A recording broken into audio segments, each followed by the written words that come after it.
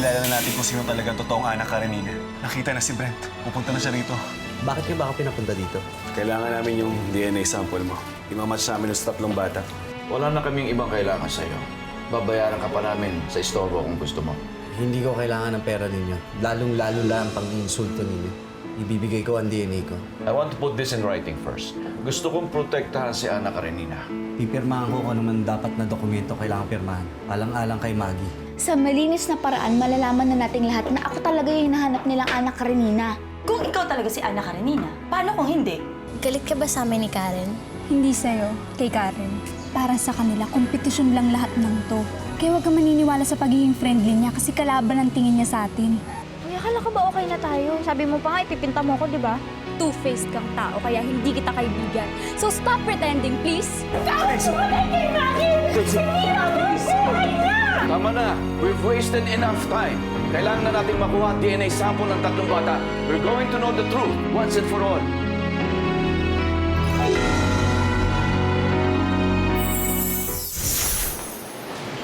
Ana, andito ka lang pala. Handa. Hi. Nagkakilala na pala kayo ni Ana? Opo. Nagpagkantuan lang po kami ni Alat tungkol sa daing. Ana, kailangan pumunta na tayo ospital. Gagawin na yung DNA test. Kaya, mabihis ka na. Sige po. Sige, Brix. Sige. Good luck, Ana. Pupusta ako, di ka mag-aamoy daing doon. Sana nga.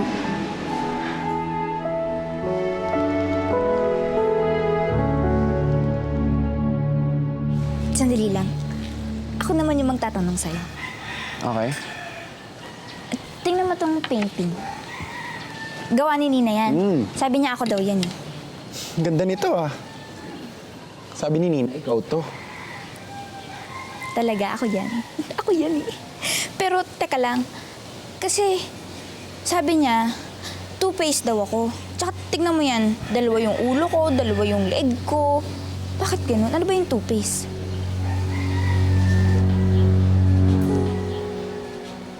Okay, yung two-face, ibig sabihin nun, sinungaling ka daw.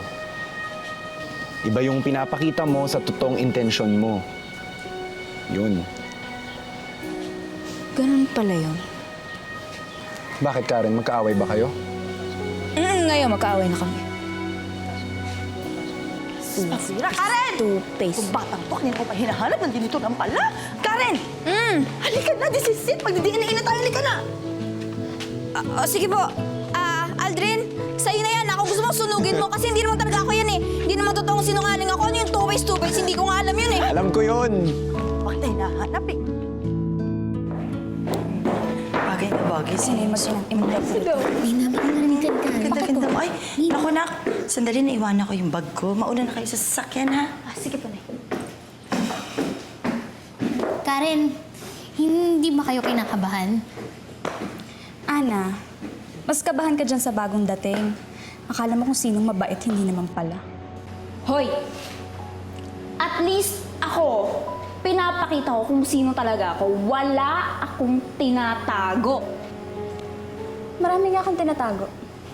Pero hindi ako two-faced. Two-faced, alam ko yun, no?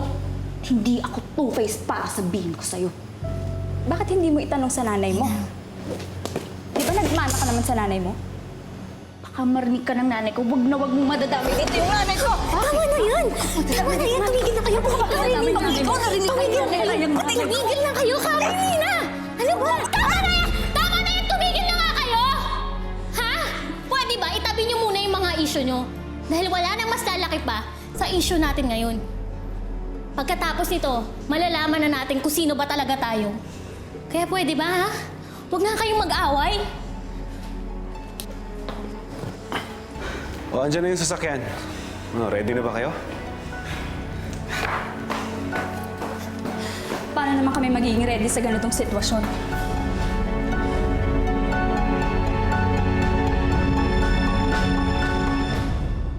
Is this procedure safe, Doctor? Yes, ma'am. It's very safe. Isang swab lang sa pisngi ay makakuha na tayo ng enough samples para ma-match ang mga bata sa parent DNA. Is it accurate Malalaman na ba namin talaga ang totoo? Yes, sir. Ang DNA ng isang tao ay naglalaman ng impormasyon tungkol sa kanyang pagkatao, itsura, pati ang impormasyon ng kanyang ninuno ay naroon din. Kaya kung isa sa mga bata ay anak ng lalaki, malalaman natin ng walang duda.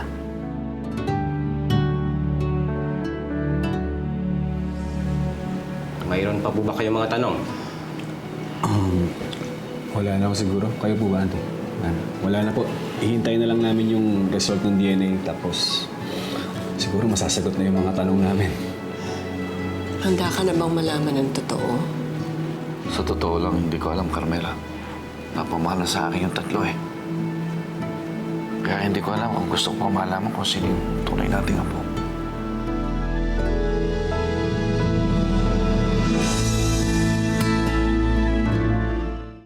Four days na ang pinakamabilis na paglabas ng resulta. Mabilis na lang pala ngayon, no? Kasi dati alam ko inaabot ng ilang linggo bago makuha yung results. Nag-improve na ang technology since then.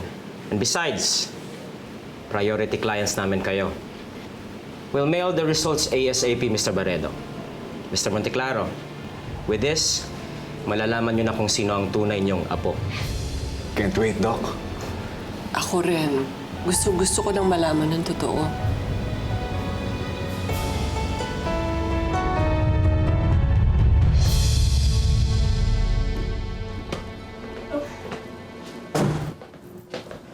Ay. Oh. Bakit ka ganyan? Umalis na kasi si Brix, May. Hindi mo lang nagpaalam sa akin. Nainis ata siya sa akin nung sinabihan ko ng daing girl si Annie. I just really hope na talagang pag dumating ang resulta ng DNA test, hindi si Annie yung lumabas na tunay na apo ni Lolo. Carla, wala ka naman dapat alalahanin eh. Dahil kahit sino pa ang lumabas na tunay na apo, ultimately, didispatchahin ko rin naman siya. Sana nga, Mami. Sana nga talaga. Mami, hindi na talaga ako makapaghintay na mawala yung mga anak Karenina na yan sa buhay natin. It will happen, Carla. Maghintay ka lang. Remember, wala pa akong problemang hindi nasolusyonan. I will make that Ana Karenina problem go away. Mami, you're the best. Oh, na, ano? Jackpot? Hindi pa nga eh. Ilang araw pa bago malaman. Pambihira naman. Di pa rin pala malalaman. Hihina akong kakaantay. Ay, ako sa bagay naman, anak. Mabuti na rin yun dahil ibig sabihin nun, matagal na pala kayo magsama na aking mga batab. Hindi mo ba bibisitahin ng nanay mo? Yun na nga po yung gusto kong sabihin sa inyo eh. Naunahan niyo lang po ako. Dito ba nakakonfine nanay mo? Oo. Pinalipat kayo dito sa RAN para mas malapit tsaka mas mababantayan. Ganun ba? Let's go and visit her. Gusto ko makilala nanay mo. Sigurado po ako matutuwa yun. Ay, dito rin pala talaga nakakonfine ng nanay mo? Pwede ba kami sumama sa pagdalaw? Oo naman. Tama yun. Para makilala ko naman kung sino kalaban ko. Nakuha niyo na ang gusto niyo sa akin. May kailangan pa ba kayo? Ikaw pa rin naman ang tatay ni Ana Karenina eh. Ngayon, kung gusto mong gampanan yung papel mo bilang ama, pwede pa rin naman eh. Yun yung nabubuhay pa si Maggie. Tiyak na magugustuhan pa niya yan. Pero ikaw ba? Ano bang gusto mo? Gusto ko malaman kung sino talagang tunay kong anak. Pareho lang naman tayo eh. Pero pwede ka pa naman mag-stay hanggat wala pa yung result eh. Nasabi ko na kayang kalsarnan, okay daw sa kanya. Salamat. Salamat din.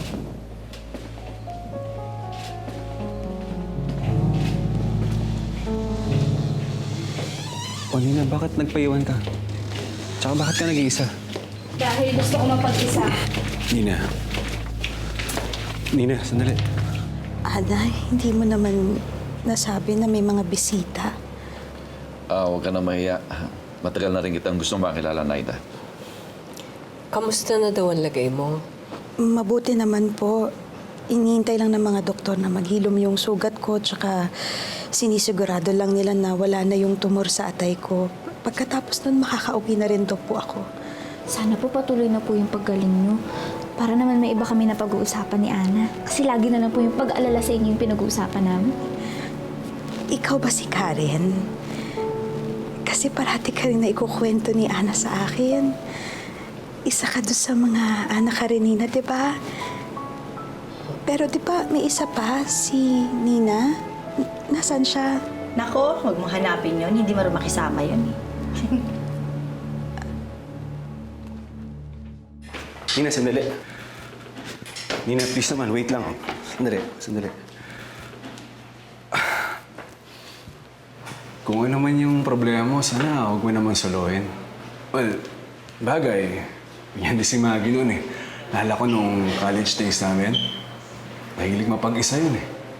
Lagi siya nag-iimo kasi nga, hindi siya makapag-paint kasi busy sa business school. Hindi niya ma-pursue yung pagiging artist niya. Pero eventually, na-overcome niya yung pagiging emo niya. Alam mo kung paano? Well, na-realize niya na mayroon naman siyang pamilya at kaibigan na pwedeng pagsabihan. Kaya yun, eventually, naging magaan siya, naging masayahin. So, ang gusto niyo, gayahin ko siya na mag-open up ako sa pamilya at sa kaibigan? Kung yun ang makakatulong sa'yo, hindi ba? Baka naman matulad lang ako sa kanya. Na pagkatapos niya magtiwala, iniwan siya ng boyfriend niya. Tinalikuran ng kaibigan at tinakwil ng mga magulang. Ganun yung nangyari sa kanya, di ba? Nina, what I'm saying kasi is... Alam ko po yung sinasabi niyo na masaya magtiwala. Pero mas masakit po yung mabetray, di ba? Kasi yung mga taong inaasahan mo, sila rin ang magdi-disappoint sa'yo. Nina, my point is, may pamilya ka, may kaibigan ka. Andito kami. Pwede mo pagsabihan ko ano naman yung dinadala mo. Hindi ko kayo kaibigan. Wala akong kaibigan. At mas lalong hindi kita pamilya dahil hanggat hindi pa lumalabas ang result ng DNA test, hindi tayo magkaano-ano.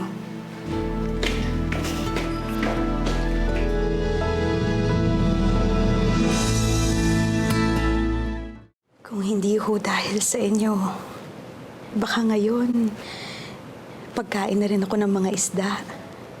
Wala nang may iiwan kay anak ko. Bakit? Nasaan ba asawa mo? Wala na ho. Katunayan, birthday nga niya eh, bukas. Nakakalungkot lang kasi taon-taon, tuwing birthday niya, pumupunta kami ng simbahan. Nagtitirik kami mag-iinan ng kandila para sa kanya. Kaya lang, ngayong taon lang kami papaliha. Paano nakaratay pa ako dito? Nako, huwag kang mag-alala. Sasamahan ko tong si Ana sa simbahan at ipagtitirik namin ng kandila ang asawa mo. Maraming salamat. Ano kayo namatay ng asawa mo? Ha? Aksidente? Anong aksidente? Nay, pinapatay siya sa kulungan. Nakakulong yung asawa mo. Kriminal yung nagpalaki kay Ana? Napagbintangan lang. Nag-away kasi yung grupo niya ng mangingisda. Nakalaban nila yung may-ari ng bangkang pinagtatrabahuhan nila. Nagkagulo, nagkainkwentro. Umawat lang yung mister ko. Kaya lang, may nangyari dun sa may-ari eh. Siya tuloy yung napagbintangan. Sana, nung araw pa nakilala na namin kayo para nasulungan namin kayo. Hindi na ho. Ito lang ginawa ninyo ngayon. Malaking tulong na ito sa amin. Sobra-sobra pa. Kahit hindi nyo pa sigurado na punin nyo si Ana, pikit mata yung pagtulong nyo sa amin. Gagawin namin lahat para kay Ana.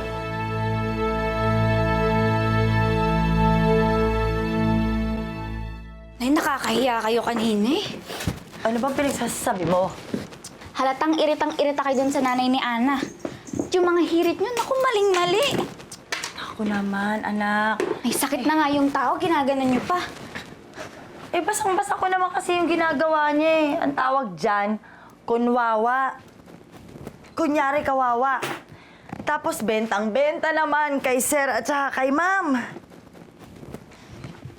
Alam mo, Karen, kailangan gawa na natin ng paraan to dahil nauungusan na tayo ni Ana. Parang giliw na sa kanya ng mga Monteclaro. Pwede ba itigil nyo na lang yan? Hindi na palamangan to. Tandaan nyo, nagpa-DNA test na kami. Kaya antayin na lang natin yung resulta, ha? Karen. Anak, ang buhay, parang contest yan. Kahit hindi ikaw halimbawa ang maging anak Karenina, kung winner ka naman sa puso nila, may premyo yun. Tandaan mo, may katumbas na katsing-katsing ang bawat giliw ng mga matatandang mayaman na yan. Ay, pwede ba? Alam nyo, sa kakaganyan nyo, mas lalo tayo napapahamak eh. Alam nyo ba na kaya pala galit yung si Nina dahil narinig niya kayo na may masamang balak daw kayo sa kanila. Narinig niya yun? Yes! Kaya Nay, magpasalamat na lang kayo, hindi niya tayo sinumbong. Oo, inaway niya ako at naringan si Ana. Eh, masisisi niyo ba siya? Eh, kung mga ganyan yung mga narinig niya sa inyo. Kaya Nay, please, itigil niyo na yan, ha? Promise niyo sa akin na simula ngayon, magbe-behave na kayo kay Ana at kay Nina. Ha, Nay? Okay, okay. Sige. Promise. Yan ang gusto mo. Promise.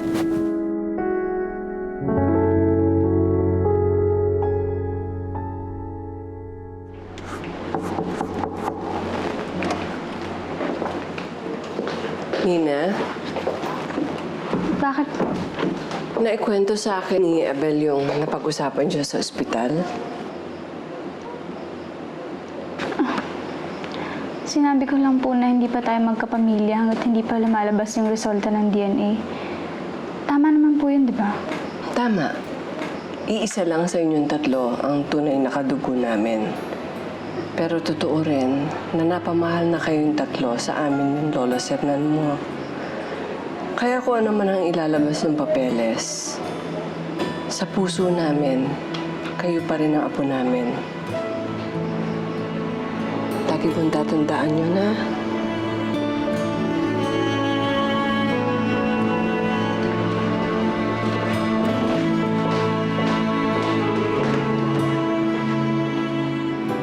I can't believe na 4 days na lang ay malalaman na natin kung sino ang tunay na anak Karenina. Hindi nga rin ako makapaniwala na malalaman ko kaagad kung siya ang tunay kong anak. Uncle, paano pala yun? Halimbawa, lumabas na yung result, tapos nalaman na natin kung sino yung totoong anak Karenina. Paano mangyayari doon sa dalawa? Hindi ko alam. Isipin ko lang kapag nariyan na. I'll tell you what to do, Uncle. Paalisin mo sila. Bakit? Dahil isa na naman sa kanila ang tunay na anak Karenina eh. Kaya isa lang ang dapat na matira. Siguro nga tama ka. Kung isa lang anak ni Maggie. Kaya isa lang dapat ang matira.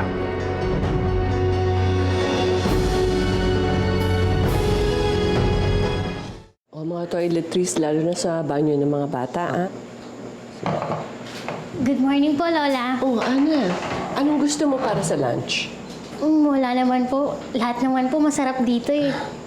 Uy, balita ko eh. Masarap ka daw magluto ng nilagang baboy. Sabi ng nanay-nanay mo, pag natikman daw yun eh, nawawala sa sarili. Hindi naman po. Specialty ko lang po talaga yun kasi paborito po yun ni nanay. Alam mo si Maggie, madalas kami ipagluto ni Satan. I know what? Bakit hindi ikaw magluto ng lunch ngayon? Naku, sige po. Gusto ko po yun. Para kahit papano eh, mapalitan ko po yung pagiging mabait niya sa akin. It's settled then. Ikaw magluluto ng lunch natin. Halika nga dito. Beta, ikaw nang bahala kay Ana. Hindi ko maintay matikman ang masarap niyang luto. Sabi mo sige, Beta, yung mga ingredients na kailangan mo. Sibuyas po, luya, saging,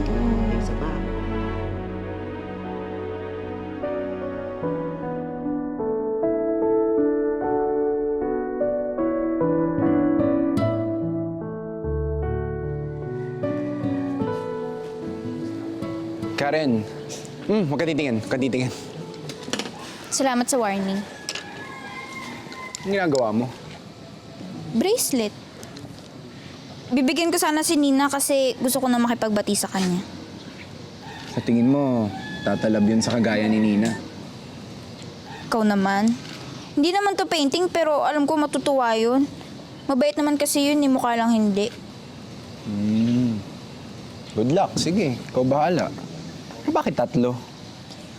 para meron din ako tsaka si Ana. Para kumpleto kaming 3 Ana Karenina. Tsaka, sa totoo lang kasi, sila lang naman talaga yung kaibigan ko eh. Eh, paano ako? Hindi mo ba ako kaibigan? Alam mo, Aldrin, wag ka muna dito. Tinatapos ko pa to eh. Baka mahimatay na naman ako. Okay, fine. Aalis ka na. Eto na, tatayo na ako. Nararamdaman na kita eh. Dali, umalis ka na muna. Doon ka Ito na nga, sa oh. bahay mo. Dali. Ano ba? bakit ba- Kulit-kulit mo naman. Bakit ba ayaw mo ipakita sa akin yung mukha mong maganda? Wow! Magandang mukha ka naman. Doon ka na, dali na. Doon If ka I na. know... Uy! Oo na nga. Doon ka muna kasi tatapusin ko pa ito. Baka may matay na naman ako. Pero gusto ko talaga makita yung mukha mo eh. Ano? Dali, doon ka muna. Doon ka muna. Hindi mo man lang ba susubukang kilalanin yung mga bata? Mababait sila. Nagdadalawang isip akong lapitan sila. Paano kung maging malapit ako sa hindi ko pala tunay na anak? Linagay ko dito. Tama ka. Nakakatakot nga yun. Lalo na sa mga batang yan. Madaling mahalin. Kung pwede nga lang sana na sila na lang 3 maging apo ko eh. Pwede lang sana. Pero hindi. Tama si Ruth. Isa lang ang tunay na Ana Karenina. At sa loob ng 3 araw, malalaman ko na kung sino talaga ang tunay kong anak.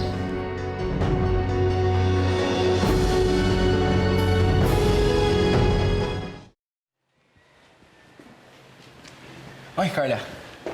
Bakit ka nakikipag-close kay Karen? Don't tell me you like her. So what if I like her? I'll tell Mommy. Carla, huwag mong gagawin yan. Carla.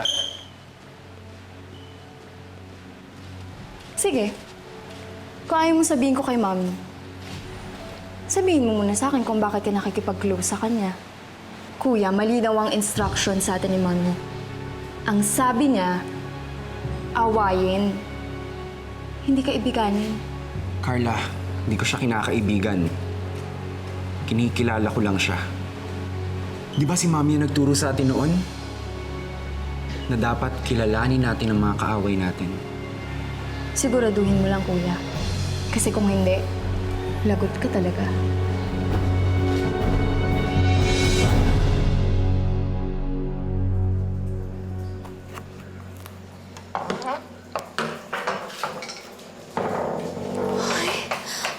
Bango!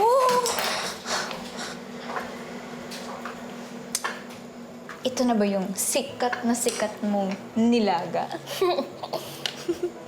Ay, kailangan mo ng tulong? Hindi, malapit na din itong matapos. Tinalagay ko na lang yung mga gulay. Pero kung gusto mong tumulong, gusto mo sumama ka sa akin sa likod. Bubuksan ko kasi yung mga buko. Ay, oh, sige! Ito. Hindi mo kailangan to? Hindi pa. Gusto mo kunin mo yung saging. Ana? Nakikisama ka pa rin dyan? Nina, gusto lang namang tumulong ni Karen eh. Basta binalaan na kita tungkol sa kanya, ha? Bahala kang magsisi sa huli. Nina, sandali. Karen, hayaan mo na lang siya. Huwag mo na lang pansinin.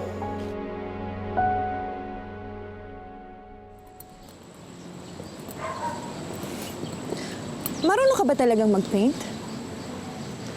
O ginagawa mo lang yan para sumipsip? I'm sure may nakapagsabi sa'yo na magaling mag-paint si Maggie. Kaya all of a sudden, marunong ka na rin mag-paint. Tama ba ako?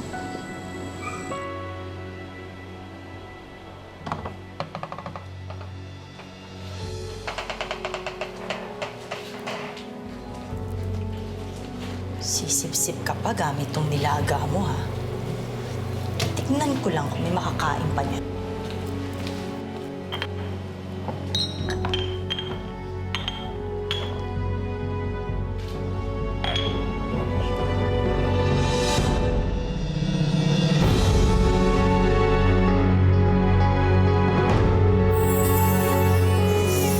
Bago tayo simula, gusto kong malaman nyo na si Ana ang nagluto ng nilagang baboy.